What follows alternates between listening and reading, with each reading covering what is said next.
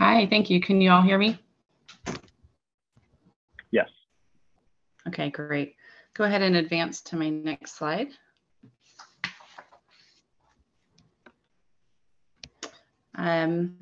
So since at least 2000, the year 2000, our agency, the Alameda County Waste Management Authority, StopWaste, has valued and invested in our relationship with the housing community, partly initiated through our grants nonprofit housing program, where we worked originally developed green building guidelines and issued grants to nonprofit housing owners for implementing energy green building practices into their projects. We continue to sort of learn more about the housing sector and reinitiate our relationship with the sector as we learn more about it. So I'm hoping to share some of our experiences with you all today through this. What's up on the slide here is a number of the major programs that we've been running in the housing sector over the last 20 years. And Jack and myself from AEA today are going to talk about one deliverable and one grant, which is a report that we put together, seeing the need to develop more tools about electrification in the multifamily sector.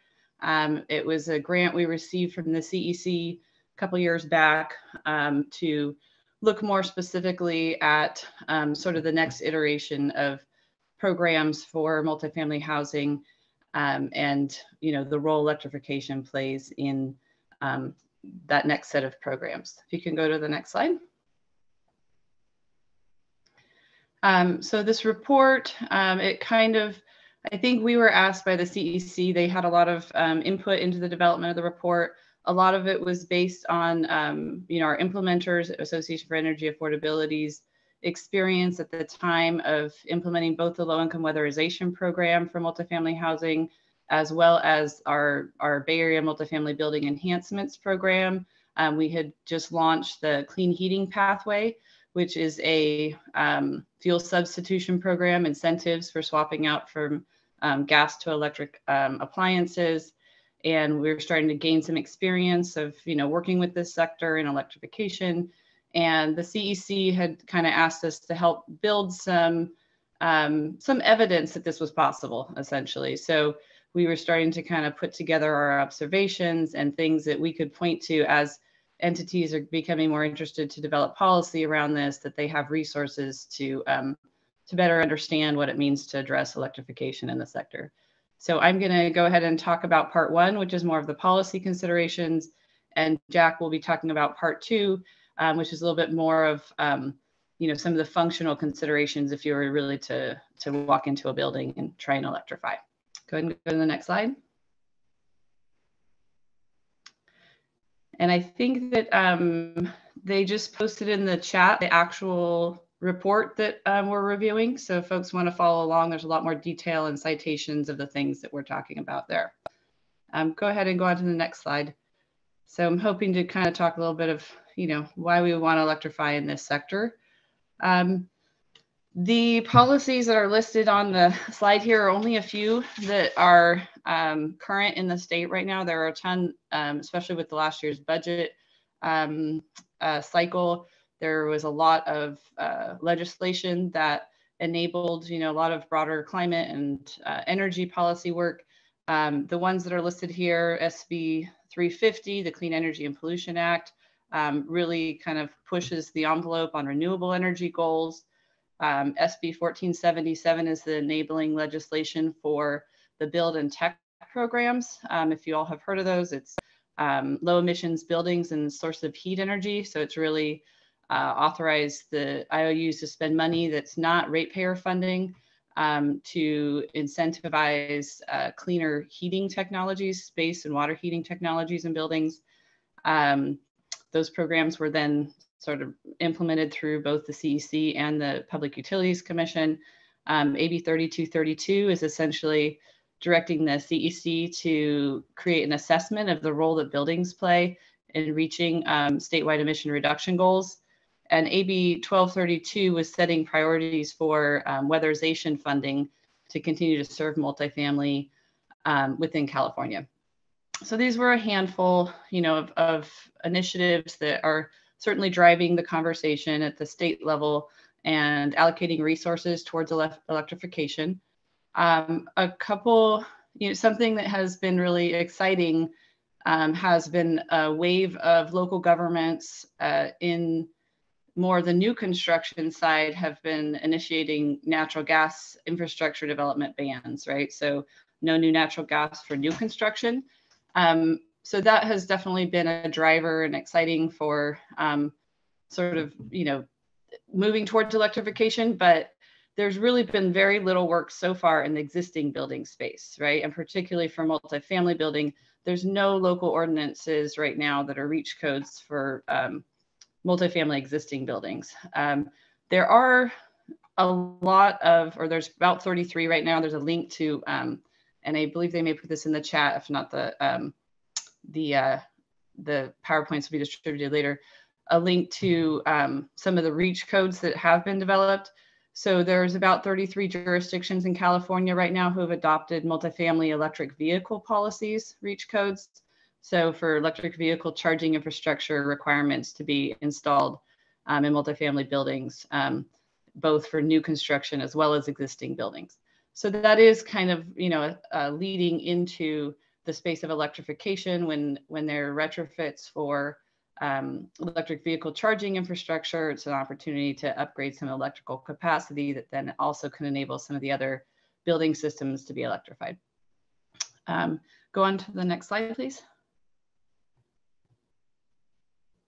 Great. So this is a little bit about sort of this particular sector and things to keep in mind. It's part of why it's a really unique sector to try and address in policy or programs is because it has a lot of subsectors within it. It can be very different in terms of the actual configuration of the buildings, right? If they're high rise or low rise, or if there's multiple buildings or, all one building. The ownership types are extremely varied, whether we're talking about nonprofit housing, market rate housing, and then even within market rate and nonprofit, there's condo ownership, there's rental ownership, there's nonprofit ownership, there's all kinds of different ownership types, and it really varies the decision-making process and the funding that they might utilize.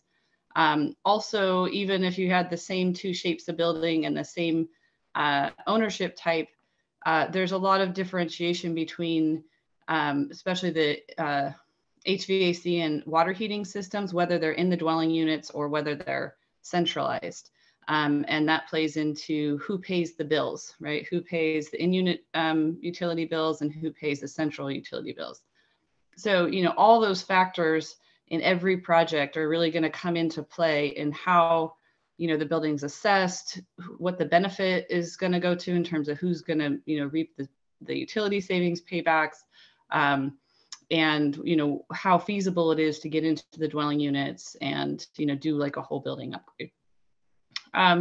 So also, a lot of us in the housing world have had some experience working with, affordable housing, nonprofit housing owners, which we're really thankful for that whole industry and the work that they've prioritized as mission-driven organizations. We've also found that there's also a lot of low-income people living in what we've termed naturally occurring affordable housing. So this acronym up here, NOAA, is sort of a separate group of entities where they may be smaller mom and pop landlords, don't have the same kind of resources as big housing organizations. And, they tend to house a lot of marginalized low-income population. So that's a group that in some of the programs that we've been running, we've been really trying to figure out how to engage with that sector. We've actually been undertaking with some of the other counties, some very targeted working sessions with property owners in that sector to better understand, what might motivate them to undertake energy upgrades. We can go to the next slide. And, when you're thinking about sort of developing a policy for this sector or a program or getting these people to do this stuff, it usually doesn't happen in isolation. And there's usually some opportunity that happens that triggers them to want to do this. Us showing up at the door with a rebate is usually part of the picture, but it's also usually, you know, they've got to come up with a lot of money to do this in addition to what an incentive may pay for them in most cases. And there are opportunities to leverage that can make it more feasible that they're going to undertake this work. So these trigger events is what we might call them, is sort of, you know, the things that on an ongoing basis, what property owners might be doing anyway that you could leverage to layer a policy on top of, right? So, you know, they may be swapping things out because they're aging, sort of in terms of a replacement. At the time of unit turnover can be a time when you can get into the actual unit. So that's, you know, an issue in multifamily housing is the occupancy and disturbing occupants and trying to get in there. Retrofit and rehab are things that generally, especially in the nonprofit housing world, projects are refinancing and actually undertaking major scopes of work. And so that's a really huge opportunity to layer onto that process when they're already doing construction, and then they can, you know, bring in the electrification or efficiency at the same time. Another thing not listed on this slide here is we are exploring issues around time of rental inspection being an opportunity to layer policies on, because it's a time when government staff may be in these buildings and be able to provide some kind of assessment or recommendations for upgrades. So it's just a thought to try and figure out, you know, more about what their process is and where we can leverage that to make these things kind of flow with the work they might otherwise be doing and some of their priorities for construction. Next slide. And you're going to hear more about examples of this later in the day, but I think it's just really key to understand that when you're working with multifamily housing, they have a lot of liability, the people that they're housing. They generally have the liability of hiring general contractors and managing the subs that are going to do the work. And they have to come up with a lot of money to do this work outside of sort of some requirement or incentive that they're going to get. And so it really is important that the programs or policies that we're putting out there align with the funding sources that they're going to use to do the work. And there's been a lot of work in that space. And this list here is just some of the programs or the sources that property owners utilize in order to make these projects pencil out and actually happen. So more on that later in the day. But go ahead and go to the next slide. And while we're progressing, I'll just say one of the biggest ones for those of you who work in affordable housing, you know, the low-income housing tax credit program has historically been a very huge driver for energy and green implementation. And, you know, the tax credit allocation committee has taken a little bit of a step backwards in some of the requirements of projects. So we'd love to see, you know, more advocacy on the front of the tax credit allocation committee, pushing the envelope a little bit for those tax credit projects to continue to really invest in the energy and green requirements in housing. So this was sort of the meat of the report that we put together, these overall policy considerations. So one of the first ones, the Incentivize electrical infrastructure upgrades. What we found in particularly the implementation of the clean heating pathway in the Bambi program is that the cost of the electrical upgrade of the infrastructure is almost sometimes a barrier to doing the electrification because it can be more expensive than the cost of the equipment. So that's like, you know, the capacity at the site, as well as sort of the electrical panel and sort of the electrical load that needs to serve the new electric systems, right? So, you know, it can't really be ignored if you're designing an incentive program or any kind of policy that there's a cost associated with the upgrade of the infrastructure, not just the equipment itself. And that's, for those of you in the utility world, you know, there's all these equations that say you can't pay for more than the cost of the equipment. But the cost of the electrical infrastructure upgrade can be more than the cost of the equipment. So it's just we found that's a pretty major barrier or concern. And so, you know, that's one of the key recommendations is to consider that cost. Also, you know, when you're electrifying a building, you are actually adding electrical load, even though you're decreasing gas load. you are increasing the need for electrical capacity. And you can offset some of that by making sure that the new electrical equipment is extremely efficient, and any existing electrical loads, like say lighting or something like that, that already existed, is as efficient as possible. So you're not needing to, just continue to increase the electrical capacity to extreme excess. So, it's important to keep the energy efficiency components into the electrification policies and programs. I'm going to talk more about non-energy benefits because it's a really key issue within, the space of actually how we value this and how we communicate to property owners. And so I'll talk more about those things in a minute. We also, some of you all have heard the term split incentives. It's the quintessential issue in the multifamily housing sector, where sometimes, the entity that pays the utility bills may not be the entity who's making the decisions and deciding about how to invest in the energy efficiency of the building, right? Because you've got like tenants and in-unit occupants versus the property owner. And so the property owner may not have incentive to invest in the energy efficiency of the building, because if they're not paying the utility bill and seeing a savings, there's no, incentive for them to do it. So it's just really important to continue to address the improvement of in-unit spaces. Sometimes it's easier to get into common areas. And so to really try and continue to find ways to, leverage the trigger points I talked about earlier, when there's major rehabs or retrofits going on, or opportunities to address the units themselves, not just the common areas. And then again, coordinating funding across multiple sources. There are some examples of BayREN and other MCE, other CCA programs, in addition to some of the housing programs, working together to really make sure that it's not too overwhelming for projects to layer multiple sources of funding. Next slide.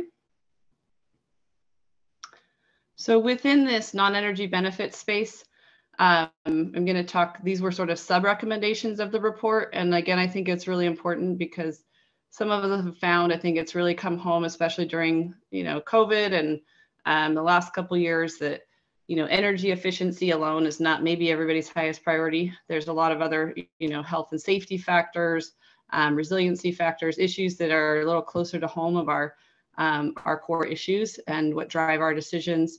And that should be a factor when, in the energy reach code space, there's a lot about cost effectiveness studies and things like that. And some of these externalities are not considered within that. So it's just important to understand these non-energy benefits. If you can go to the next slide.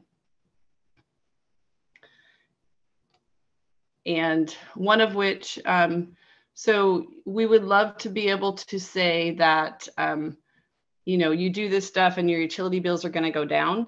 And we can't necessarily promise that.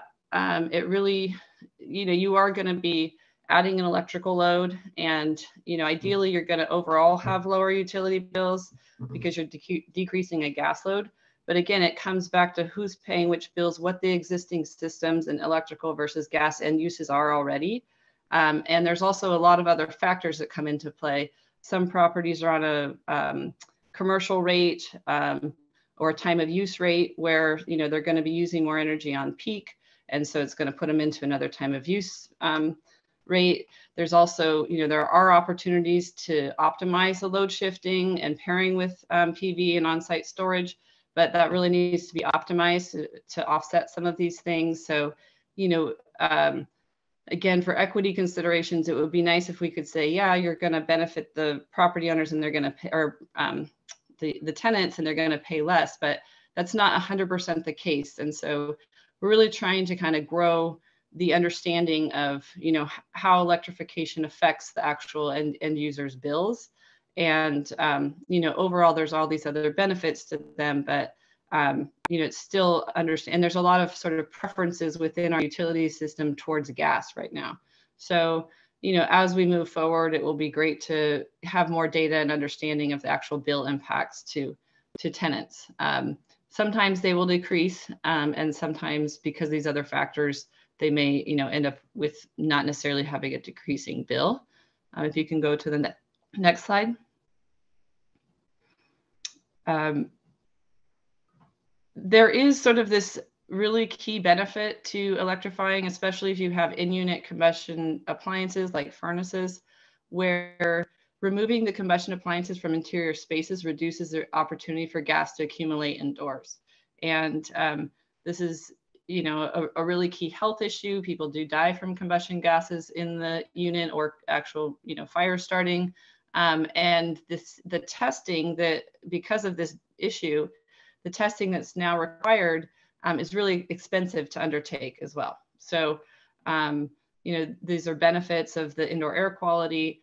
Also, when you swap out so you don't have, you know, you improve your safety, improve your indoor air quality, and inadvertently, when you swap out a furnace for a heat pump, you're actually, you know, changing out just a heating system for a heating and cooling system.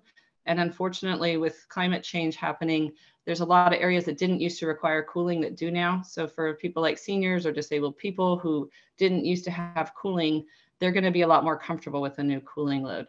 It does add a, you know, an extra electrical load, but the reality is there are people in spaces who, you know, essentially are needing cooling when they didn't need to in the past.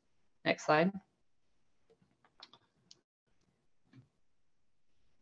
And also electrification can be a component of resiliency, right? In particular, if you electrify a building and you pair it with, you know, appropriately sized photovoltaic generation and battery storage on site, you can essentially, you know, provide islanding to a building. And so it, you know, provides this resiliency benefit to projects, especially if the system is capable of islanding from the grid. So this is a really key consideration as we've all been experiencing, you know, sort of less reliability in our energy systems. And if you want to go to the next slide. And again, so as I mentioned earlier, just, you know, there's a real strong tie-in with sort of the electrification of the building systems, as well as with the electric vehicle charging. There are a lot of jurisdictions starting to really get on top of electrification reach codes for the transportation sector.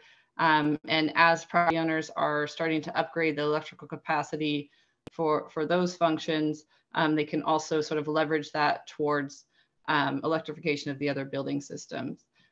There's, you know, been a big uptick in the focus on electric vehicle charging infrastructure by some of the things I've listed on the slide here. And so it's, you know, it's something to sort of leverage and think about as we're doing that work for, you know, the electric vehicle charging, to think about the building systems at the same time. Next slide.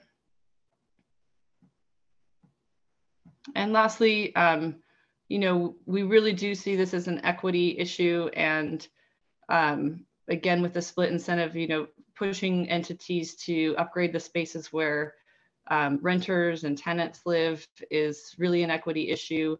Most of the state's low-income population are renters, and, you know, providing better, healthier homes, more comfortable homes that are more resilient and usually less costly to pay their utility bills is certainly a benefit to marginalized communities. And also, as electrification programs uptick, especially if they're coordinated with workforce development efforts, they are going to generate additional jobs for contractors. So with that, I'll end, and thank you so much for having this forum today. It's a topic really important, and I'm excited to hear you all you know, having the conversation today. So thank you. Thanks so much, Heather.